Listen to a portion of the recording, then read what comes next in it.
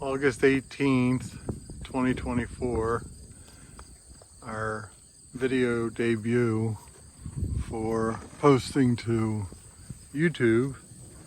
We're gonna put these up for family and friends and kind of share with you our farming experience.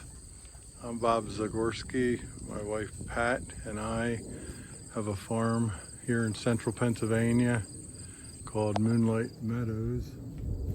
We raise primarily South Pole cattle and Royal White, Sired, St. Croix, and Katahdin hair sheep. We do have about 15 goats. There's a couple of them sitting up there on top of the mineral feeder. And they like to eat a lot of the weeds that the cattle and the sheep won't eat. It's kind of complementary. The cattle will eat a lot of grasses and some forbs, lagoons. And the sheep will eat some too. And a lot of the forbs and weeds that are considered undesirable by the cattle and sheep, the goats actually enjoy, especially if it's kind of woody. And the goats kind of mingle. There's a goat in there with the sheep. Sometimes they stay together. Oftentimes they just kind of meander around and hang out with the sheep. I was kind of fortunate the goats and the sheep came from different farms, but the goats were at a farm that also raised sheep, so they were accustomed to sheep and made the transition to our farm quite easy. We're keeping them all in with poly braid. We do have permanent fencing around the perimeter of the pasture, and then we use typically single strand poly braid wire for paddy divisions. And we try to give the livestock enough forage for one day and move them on. That way they're packed in a little bit tight. They're kind of competitive for all the various forages, and they don't just eat the candy and leave the less desirable. That guy's got a little cough. Something stuck in his throat, I think. And we got about 20 brew cows and heifers in here, and 7 or 8 replacement heifers that'll be bred next year. Actually this year. And then we're going to sell a couple. And then we've got probably around 24 heifer calves and about 8 or 10 bull calves born in 2024. As for sheep,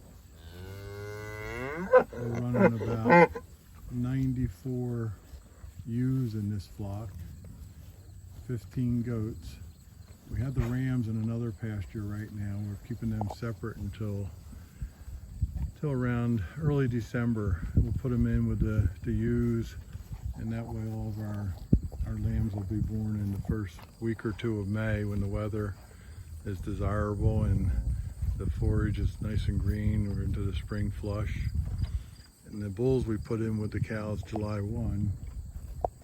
The cows will all calve in April, May, and possibly some in June.